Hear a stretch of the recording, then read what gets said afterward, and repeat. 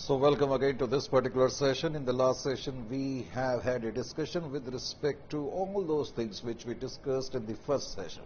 Correct?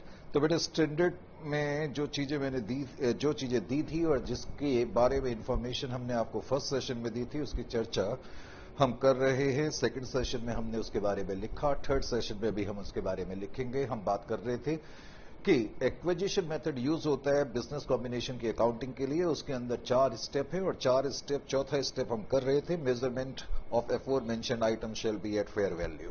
Correct? ये मैंने आपको बताया था मेजरमेंट प्रिंसिपल का जहां तक सवाल है। लेकिन अब कहने के लिए तुम इसको 5वां स्टेप कर लो या अलग पॉइंट कर लो या इसी के अंदर कर लो। चलो इसी के अंदर हम कर लेते हैं। मेजरमेंट प्रिंसिपल के ना और रिकग्नाइजेशन के कुछ एक्सेप्शन हैं। एक्सेप्शन, अब जो एक्सेप्शंस होते हैं, एक्सेप्शन टू, देखो मैं क्या लिख रहा हूं, exception to recognization principle. Step number 3 में हमने रिकग्नाइजेशन की बात करी थी, 4th में हमने बात करी थी मेजरमेंट की। करेक्ट? अब मैंने क्या लिखा? मैंने लिखा exception to recognization principle. Recognization का मतलब है क्या हम उस एसेट और लायबिलिटी को लिखें या ना लिखें। पहला क्वेश्चन तो ये बनता है। करेक्ट? अब जितने भी एसेट और लायबिलिटी हम उनको रिकॉर्ड करते हैं और मैं ये बता भी चुका हूं स्टेप नंबर 4 के मुताबिक कि हम फेयर वैल्यू पे करते हैं। लेकिन मैं अभी जो बात कर रहा हूं वो रिकग्नाइजेशन प्रिंसिपल की बात कर रहा हूं। करेक्ट? 4th स्टेप के अंदर ही अब इसको आप चलो 5वां स्टेप कर लेते हैं। अकाउंटिंग के बारे में ही बात चल रही है तो क्या करें। लास्ट सेशन में, लास्ट की बात नहीं, जब फर्स्ट सेशन में मैंने आपसे चर्चा करी थी तो मैंने आपको बताया था कि बहुत से एसेट और लायबिलिटी हैं जिनको रिकग्नाइजेशन करते वक्त थोड़ा ध्यान रखना पड़ेगा। उसमें आपको याद होगा मैंने आपको एक एग्जाम्पल दिया था कंटिंजेंट लायबिलिटीज का। मैंने आपको यह बताने की भी कोशिश करी थी कि कंटिंजेंट लायबिलिटी जो है वो एक्सेप्शन क्यों है रिकग्नाइजेशन का। क्योंकि नॉर्मली, एक सेकंड के लिए, कंटिंजेंट लायबिलिटीज, मैंने कहा नॉर्मल अकाउंटेंसी ये कहती है या इंड एस 37 ये कहता है, इंड एस 37 के मुताबिक कंटिंजेंट लायबिलिटी कब रिकग्नाइज होगी? जब प्रेजेंट ऑब्लिगेशन हो। ये इंड एस 37 के बारे में बात कर रहा हूं जिसका ताल्लुक कंटिंजेंट एसेट लायबिलिटीज से है। प्रेजेंट ऑब्लिगेशन हो and probability of outflow of funds हो। Probability of outflow of funds हो, तब हम कंटिंजेंट लायबिलिटी रिकग्नाइज करते हैं। प्रोबेबिलिटी का मतलब है more likely than not. Logically हम कंटिंजेंट लायबिलिटी तब रिकग्नाइज करते हैं। लेकिन ये अपवाद क्यों है रिकग्नाइजेशन प्रिंसिपल का? क्योंकि यहां पर इंड एस के मुताबिक अंडर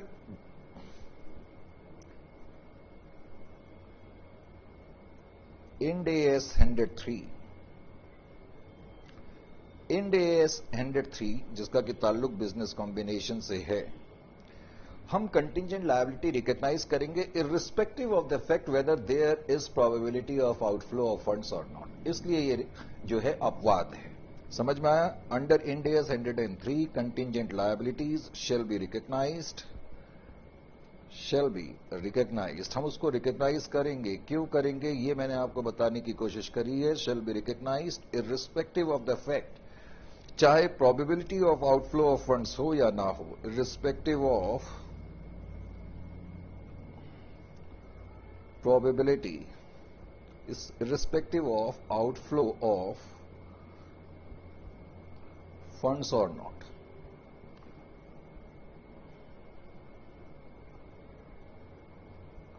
तो इसलिए ये अपवाद है। पॉइंट इंपॉर्टेंट ये है कि रिकग्नाइज करेंगे। Correct? Number 1, irrespective of the fact whether there is probability of outflow of funds or not, we are going to recognize it. That is why it is exception to the recognition principle। उसके बाद एक और exception है। ये जो exception है recognisation की भी है और मेजरमेंट की भी है। एक्सेप्शन to recognition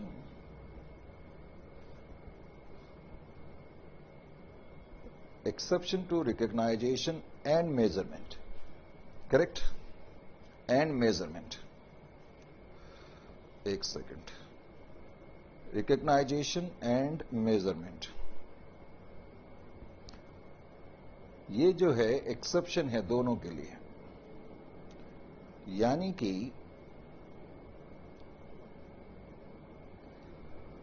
पहले तो इसके अंदर आइटम कौन से हैं? इसके अंदर आइटम स्टैंडर्ड के मुताबिक है, एक तो इनकम टैक्सेस,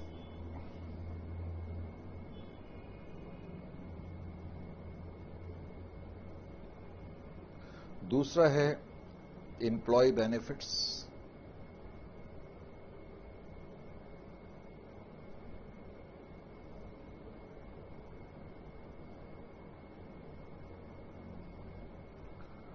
और तीसरा है इंडिम्निफिकेशन एसेट। मैंने आपको फर्स्ट सेशन में इंडिम्निफिकेशन एसेट्स के बारे में बताया, हालांकि इसकी चर्चा हम बाद में भी करेंगे। इंडिम्निफिकेशन एसेट,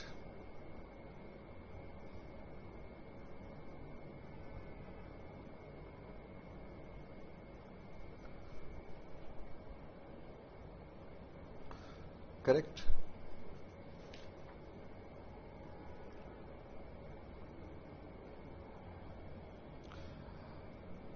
अब उसने कहा है कि there is an exception to recognition and measurement. इनके रिकग्नाइजेशन की भी एक्सेप्शन है और मेजरमेंट की भी एक्सेप्शन है। किस सेंस में है, पहले तो हमें यह मालूम होना चाहिए। बेटे पहले तो मैं तुम्हें एक चीज बता दूं कि शैल बी रिकग्नाइज्ड, हम इसको रिकग्नाइज करेंगे। नॉर्मली ये आइटम रिकग्नाइज नहीं करे जाते, इसलिए ये एक्सेप्शन है, शैल बी रिकग्नाइज्ड। एक तो मैंने ये बताने की कोशिश करी कि ये रिकग्नाइजेशन का अपवाद क्यों है, क्योंकि नॉर्मली अगर मैं आपका बिजनेस ले रहा हूं तो आपकी ये तीनों चीजों को मैं रिकग्नाइज नहीं करूंगा, लेकिन इंड AS 103 के तहत अगर मैं आपका बिजनेस लेता हूं, उसका कंट्रोल में लेता हूं, तो मैं इनको रिकग्नाइज करूंगा। इसलिए ये रिकग्नाइजेशन का मैंने कहा अपवाद हो गया। अब मेजरमेंट का किस सेंस में है, क्योंकि नॉर्मली मैंने बताया कि हम जितने भी आइटम्स हैं जो एसेट और लायबिलिटी टेक ओवर करते हैं उनको फेयर वैल्यू पे मेजर करते हैं, तो इनकी जो रिकग्नाइजेशन होगी ना वो फेयर वैल्यू पे नहीं होगी। shall not be recognized at fair value, shall not be recognized at fair value, इनकी रूल्स दूसरे हैं। shall not be recognized at fair value, इसका मतलब इनकी जो वैल्यूज हैं हम उन्हीं पर रिकग्नाइज करेंगे, इनको हम फेयर वैल्यू पर रिकग्नाइज नहीं करेंगे। इसलिए कहा गया है कि it is an exception to both recognition and measurement. पहले ये चीजें क्लियर हो जानी चाहिए। Is it clear to you? उसके अलावा एक पॉइंट और है जिसकी चर्चा मैंने फर्स्ट सेशन में नहीं करी थी, करेक्ट? पॉइंट नंबर 7 है। पॉइंट नंबर 7 का ये भी अभी एक्सेप्शन से ही डील करता है, लेकिन ये जो एक्सेप्शन है, देखो एक तो एक्सेप्शन है रिकग्नाइजेशन की, कुछ ऐसे आइटम हैं जो अपवाद हैं रिकग्नाइजेशन और मेजरमेंट दोनों के, और ये है एक्सेप्शन सिर्फ और सिर्फ एक्सेप्शन टू मेजरमेंट प्रिंसिपल। ये सिर्फ मेजरमेंट की है। तो एटलीस्ट अब आपकी समझ में इतना आ जाना चाहिए कि अगर ये मेजरमेंट की है तो इसका मतलब है इनकी वैल्यूएशन जो होगी वो फेयर वैल्यू पे नहीं होगी। Exception to measurement principle. कौन से ये आइटम है?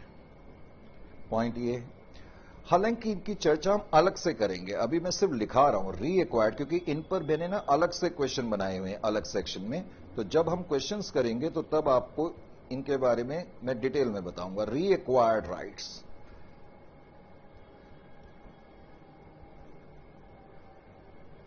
री एक्वायर्ड राइट्स का मतलब है जैसे मैंने आपको पेटेंट दिया हुआ है 10 साल के लिए, लेकिन 4 साल के बाद मैंने वो राइट आपसे ले लिया, तो वो राइट जो मैंने आपको दिया था री एक्वायर कर लिया। मैंने कोई फ्रेंचाइजी दी थी, उसी को मैंने टेक ओवर कर लिया, अपना ही राइट मैंने वापस ले लिया।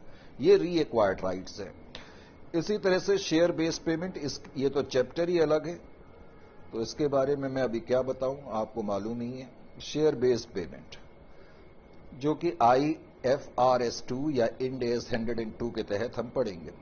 Share based payments,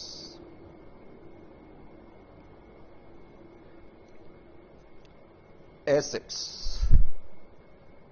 held for sale. बेटे एसेट्स हेल्ड फॉर सेल, इसके लिए अलग इंड AS है, इंड AS 105। अब क्या लिखा है, exception to measurement principle. Suppose मैंने आपकी एंटिटी को टेक ओवर करा, आपकी एंटिटी का कंट्रोल मेरे पास आ गया, करेक्ट। आपके कुछ रीएक्वायर्ड राइट्स थे, शेयर बेस्ड पेमेंट थे जो अब हमने टेक ओवर कर ली। आपके एसेट्स हेल्ड फॉर सेल थे, कुछ एसेट ऐसे थे क्योंकि बैलेंस शीट में जो एसेट हेल्ड फॉर सेल लिखे होते हैं उनको अलग से दिखाना पड़ता है, वो भी हमने टेक ओवर कर लिया। अब पॉइंट ये है कि इनके मेजरमेंट कैसे होगी। तो ये मैंने बताया कि ये मेजरमेंट प्रिंसिपल जो है उसका एक्सेप्शन है। एक्सेप्शन का मतलब ही है shall not be measured at fair value. इसका मतलब है हम इनको फेयर वैल्यू पे मेजर नहीं करेंगे। Shall not be measured at fair value.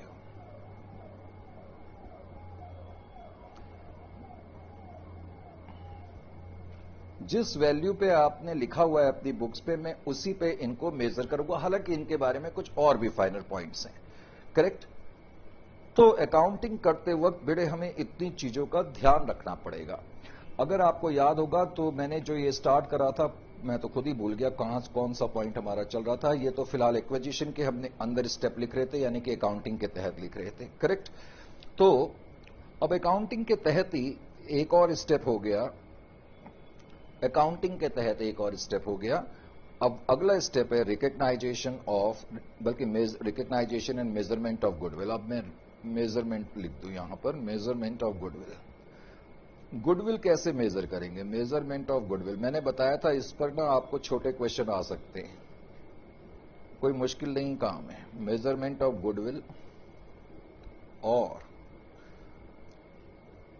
Bargain, gain on bargain purchase, bargain purchase gain, ऐसे लिख दिया मैंने। वैसे तुम लिख लो gain on bargain purchase,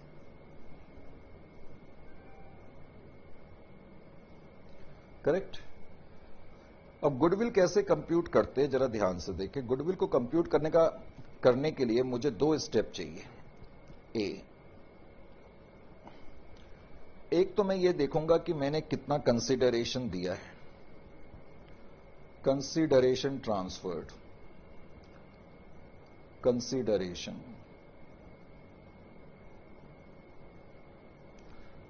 transferred. B, फिर मैं ये देखूंगा नॉन कंट्रोलिंग इंटरेस्ट। बहुत से बच्चों को ना ये फॉर्मूला ही समझ में नहीं आता है, क्योंकि यहां नॉन कंट्रोलिंग इंटरेस्ट लिखा होता है तो कई बच्चे यहां पर थोड़ा सा धोखा खा जाते हैं। मैं भी आपको बताता हूं नॉन कंट्रोलिंग इंटरेस्ट। हालांकि इसमें एक तीसरी चीज भी आती है, लेकिन अभी मैं वो लिखा करके ना आपको कंफ्यूज नहीं करना चाहता। अभी आप मान के चल लो कि हम गुडविल ऐसे कंप्यूट करेंगे। क्या हम 99.99% ऐसे ही कंप्यूट करेंगे। ये जो चीजें मैंने आपको दी हैं, एक तो मैं इनका टोटल कर लूंगा, इसको मैं ब्रॉडली ए बोल देता हूं। फिर बी, कैपिटल बी। फिर मैं ये देखूंगा कि आपसे मुझे नेट एसेट्स कितने मिले, net identifiable asset.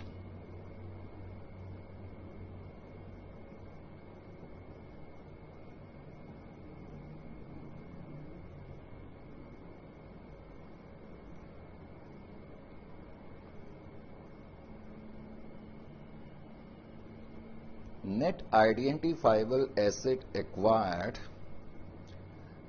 and liabilities assumed.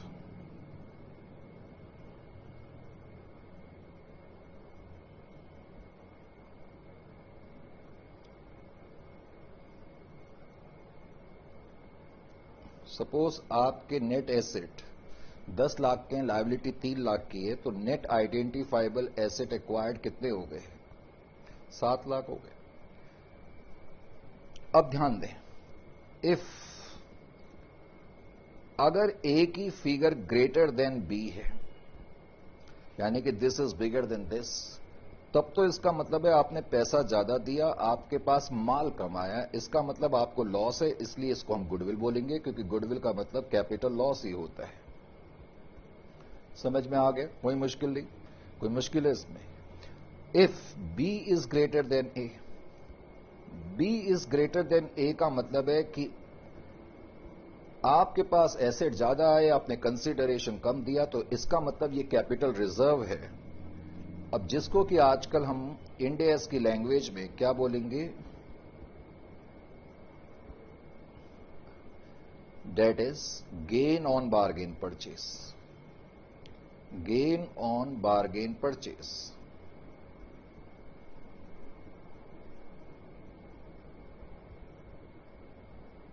Gain on bargain purchase. समझने की कोशिश करें। सपोज ये एंटिटी ए है, एंटिटी ए एंटिटी बी के बिजनेस को टेक ओवर कर रही है, कंट्रोल ले लिया इन्होंने। एंटिटी ए ने 70% स्टेक्स एंटिटी बी में एक्वायर कर लिए, तो इसका मतलब A is acquirer and B is acquiree company, correct? जिस दिन हमने स्टेक्स एक्वायर करे, फेयर वैल्यू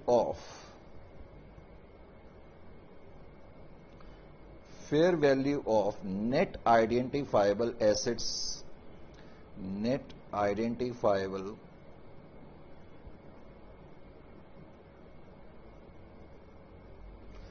बी लिमिटेड के नेट आइडेंटिफाइबल एसेट्स जो थे, सिंप्लिसिटी के लिए मान लेते हैं 5 लाख के थे। देखो ये फेयर वैल्यू मैंने बताई, हो सकता है इनकी बुक वैल्यू 3 लाख हो या 6 लाख हो, इससे हमें कुछ लेना देना नहीं, हम ये देखेंगे फेयर वैल्यू कितनी है जिस दिन हमने एक्वायर करा, on the date of acquisition. अब मान लेते हैं कि जो ए लिमिटेड है, ए लिमिटेड 70% स्टेक्स एक्वायर कर रही है। For acquiring 70% stakes, A limited जो कंसिडरेशन दे रही है, कंसिडरेशन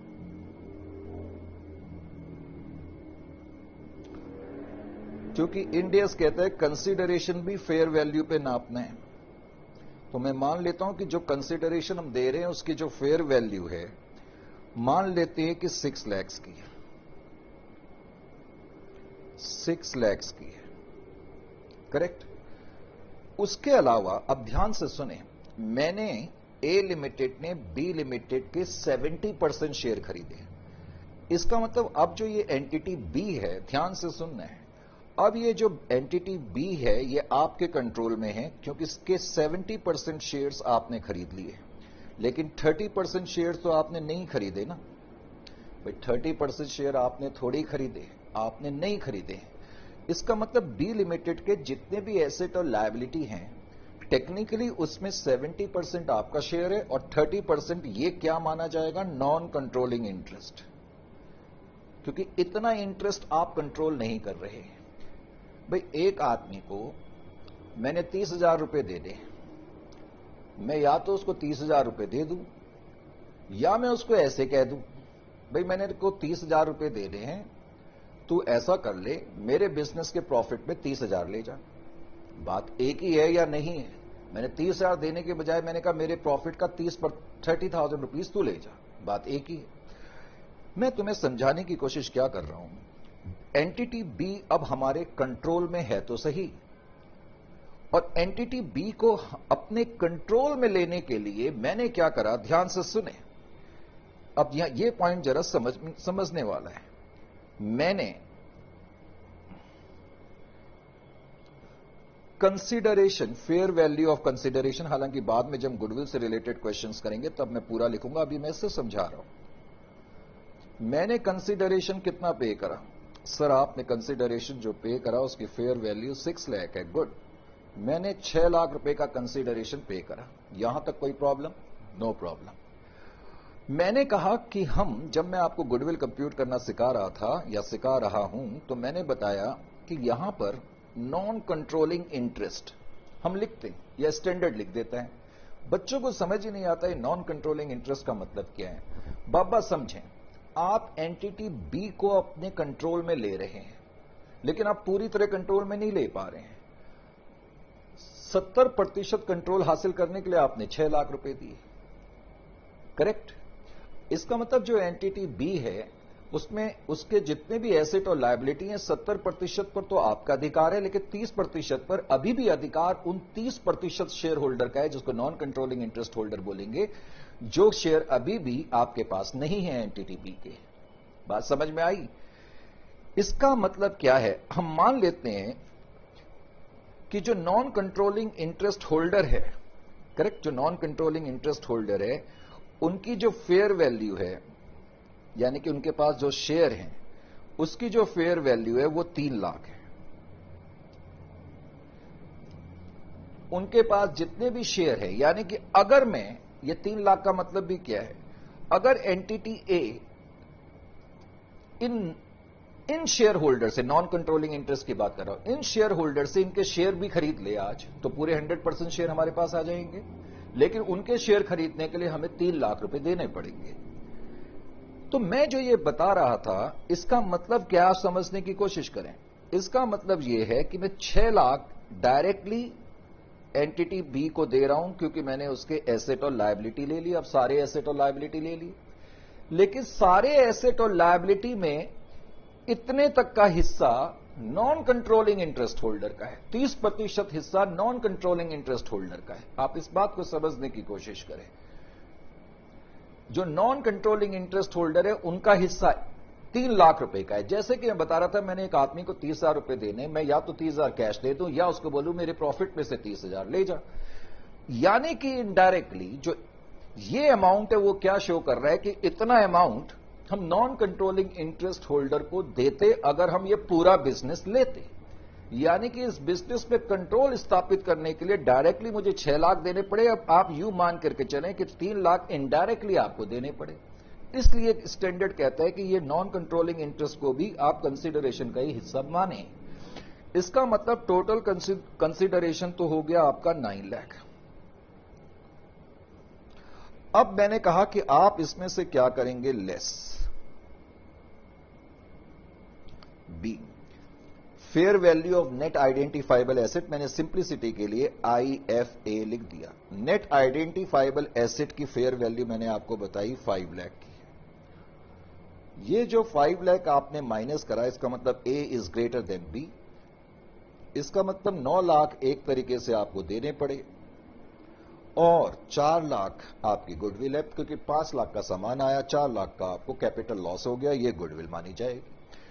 तो गुडविल कंप्यूट करना कोई मुश्किल काम नहीं है, इसमें बहुत सारे क्वेश्चन हमने डाले हुए हैं, क्योंकि हम एक्सपेक्ट करते हैं कि इसमें कोई क्वेश्चन आपसे एग्जामिनेशन में जरूर पूछा जाएगा, correct.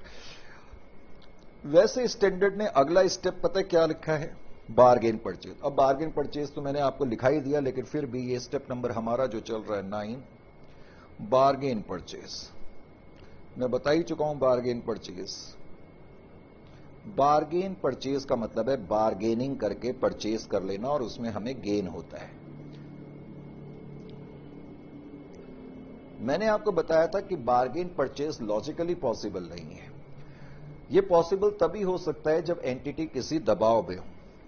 Logically bargain purchase is not possible. क्यों नहीं? मैंने आपको फर्स्ट सेशन की जब मैंने क्लास ली थी, मैंने तब भी बताया था, अगर आपके बिजनेस की वैल्यू 10 लाख है, आप उसे 9 लाख पे थोड़ी बेचोगे, कोई नहीं बेचेगा, आप 10 लाख से ज्यादा पर ही बेचोगे। लेकिन आप 9 लाख पे कब बेच सकते हो? जब आपकी कोई गहरी मजबूरी है, कोई दबाव है, कोई कंपल्सन है। तो logically bargain purchase is not possible. Bargain purchase बेटे पॉसिबल नहीं है। Bargain purchase is not possible. वैसे तो ये पॉसिबल नहीं है, लेकिन however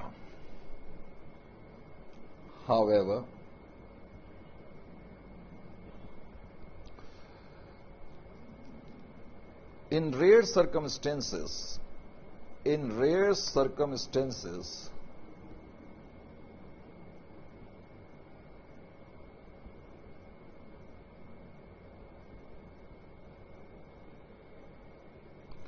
when selling entity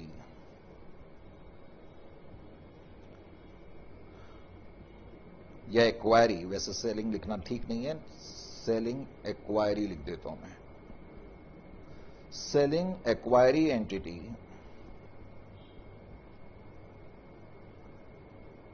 is under compulsion, अगर वो किसी दबाव में है, कंपल्सन है, जिसको हम बिजनेस की लैंग्वेज में फोर्स्ड सेल कहते हैं, करेक्ट, इज अंडर कंपल्सन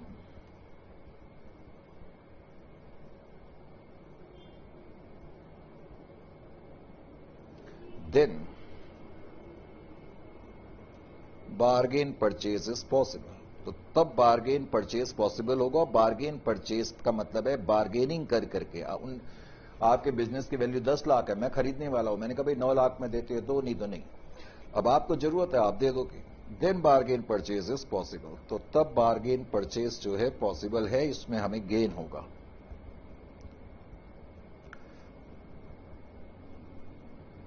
तो ये पॉइंट भी आपको समझ में आना चाहिए, करेक्ट।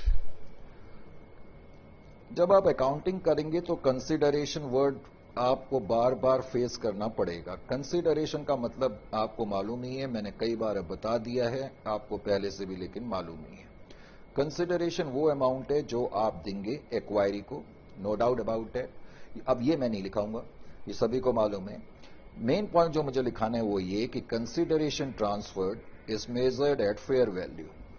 हालांकि ये भी मैं आपको बता चुका हूं, कंसीडरेशन ट्रांसफर्ड, जो कंसीडरेशन आप ट्रांसफर करेंगे, consideration transferred in a business combination, in a business combination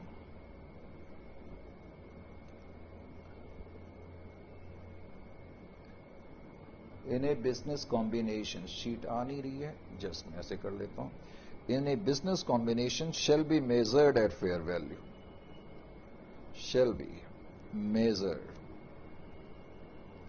at fair value। ये मैंने अभी अभी कुछ लम्हा पहले भी आपको बताया था, measured at fair value। एक और पॉइंट मुझे बताना है, वो ये कि जो कंसिडरेशन आप ट्रांसफर करेंगे, तो कंसिडरेशन आप किसी भी रूप में ट्रांसफर कर सकते हैं, करेक्ट। किसी भी रूप का मतलब है फॉर्म्स ऑफ कंसिडरेशन, आप जरूरी नहीं है कि कैश ही दें, फॉर्म्स ऑफ कंसिडरेशन, आपकी कंसिडरेशन की कोई भी मोड ऑफ पेमेंट हो सकती है। फॉर्म्स ऑफ कंसिडरेशन जैसे कि आप कैश दे सकते हैं, ऑफ कोर्स, आप अदर एसेट्स दे सकते हैं। आपने 10 लाख रुपए देने हैं एक्वायरी को, तो या तो आप 10 लाख का कैश दे दें, या 3 लाख कैश दे दें, 2 लाख कुछ अदर एसेट्स दे दें, और तो और आप अपनी कंपनी, कोई अपनी कंपनी दे सकते हैं, कोई अपना बिजनेस भी दे सकते हैं। समझ में आया? अपनी कोई सब्सिडियरी भी दे सकते हैं, स्टैंडर्ड अलाउ करता है। इसका मतलब है जो कंसीडरेशन में ट्रांसफर कर रहा हूं, वो जरूरी नहीं है मैं कैश में करूं, या शेयर कैपिटल दे सकते हैं, इक्विटी शेयर, प्रेफरेंस शेयर, आप किसी भी रूप में पेमेंट कर सकते हैं। यहां तक कि आप वारंट्स भी दे, ऑप्शन और वारंट्स भी दे सकते हैं, जो आपने फाइनेंशियल मैनेजमेंट में पढ़े हैं। नहीं भी पढ़े हैं तो इंड AS 109, 107 और 32 में पढ़ोगे। हमने उसमें 39 लेक्चर्स लिए इंड AS 107, 109 और 32 को करने के लिए, और तकरीबन 85 या 100 हमने इन क्लास सॉल्यूशंस उसमें करी हैं। खैर एनीवे, पॉइंट पहले यह समझते हैं कि कंसीडरेशन से संबंधित चीजें आपको मालूम होनी चाहिए, करेक्ट। ये चीजें करने के बाद, ये तो अकाउंटिंग की बात चली रही थी। हालांकि मैंने लास्ट सेशन, जब लास्ट सेशन मेरे मुंह से निकल रहा है, इसका मतलब मैं बात कर रहा हूं फर्स्ट सेशन में, जब मैंने सिर्फ थ्योरेटिकल डिस्कशन करा था, उसमें आपको याद है मैंने आपको business combination achieved in stages की बात भी करी थी। Business combination achieved business combination achieved in stages.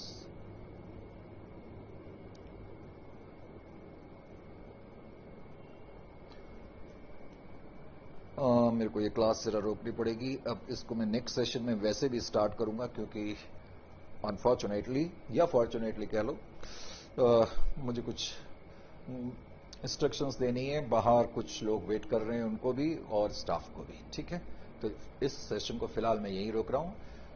अभी नेक्स्ट सेशन में भी हम थोड़ा थ्योरेटिकल डिस्कशन करेंगे और उसके बाद फिर हम आ जाएंगे क्वेश्चंस पर। करेक्ट?